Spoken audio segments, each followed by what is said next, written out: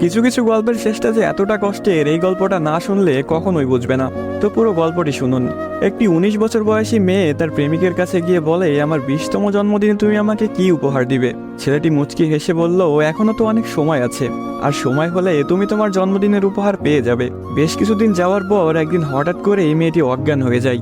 বাসার সবাই বেশ অস্থির হয়ে যায়, কিছুই বুঝে উঠতে পারছিল না কেউ কি হয়েছে মেয়েটার। তারপর সবাই মিলে তাকে হাসপাতালে নিয়ে গেল। হাসপাতালের ডাক্তার অনেক পরীক্ষা নিরীক্ষা করার পর তার পরিবারকে জানালো, সাদিয়ার হার্টে একটা ছিদ্র ধরা পড়েছে। এখন যদি খুব তাড়াতাড়ি হার্ট পরিবর্তন না করা হয়, তাহলে হয়তো সাদিয়াকে আর বাঁচানো সম্ভব হবে না। সবাই এই কথাটি শুনে কান্নায় ভেঙে পড়ল। সাদিয়ার মা বাবা কিছুতেই মেনে নিতে পারছিল না। সাদিয়ার প্রেমিক সাকিব তার বিষয়ে ডাক্তারের কাছ থেকে সবকিছু শুনে বলল, এ কিছুতেই হতে দিবে না সে। তারপর সাকিব মেয়েটির রুমে গেল, দেখলো তার ভালোবাসার মানুষটি বিছানায় শুয়ে আছে। সাকিবের কাছে যেতে এই মেয়েটি বলল, সাকিব, আমি মনে হয় আর বাঁচবো না।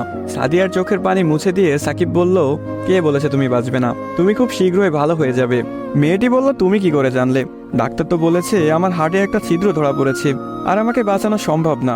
ধুর পাগলি, তোমার কিছুই হবে না, দেখো তুমি ভালো হয়ে যাবে। এভাবেই বেশ কিছুদিন যাওয়ার পর সাদিয়া সম্পূর্ণ সুস্থ হয়ে যায় এবং বাসায় ফিরে যায়। বাড়িতে ফিরে এসে সাকিবকে খুঁজতে থাকে, না পেয়ে সাকিবের বাড়ি চলে যায়। সাকিবের বাড়িতে কেউ নেই। অবশেষে সাকিবের ছোট বোনের দেখা পেল সাদিয়া। কিরে, তোমার ভাই কোথায়?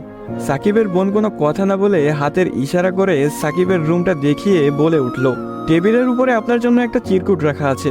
সাদিয়া কথাটি শুনে রুমে গিয়ে চিরকুট হাতে নিয়ে পড়তে শুরু করলো। প্রিয়তমা, আমি জানি যেদিন তুমি এই চিরকুটটি হাতে পাবে সেদিন তুমি সম্পূর্ণ সুস্থ হয়ে যাবে, সবকিছু ঠিক হয়ে যাবে আগের মতো, যেমনটা আমি তোমাকে বলেছিলাম। আমি বলেছিলাম না কিছু হবে না, দেখছো তাই হয়েছে।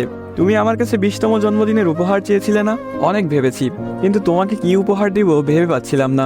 তোমার অসুস্থতার কথা যখন ডাক্তারের কাছ থেকে শুনলাম, যখন বললো একটা হার্ট খুঁজতেছিল, তখন মনে হলো তোমার জন্য এর চাইতে ভালো কোনো উপহার হয় না। আমার হার্টটাই ছিল তোমার জন্য শ্রেষ্ঠ উপহার, যা আমি তোমাকে দিয়ে গেলাম। মন খারাপ করো না, আমি আকাশের ওই উপর থেকে তোমাকে সব সময় দেখব।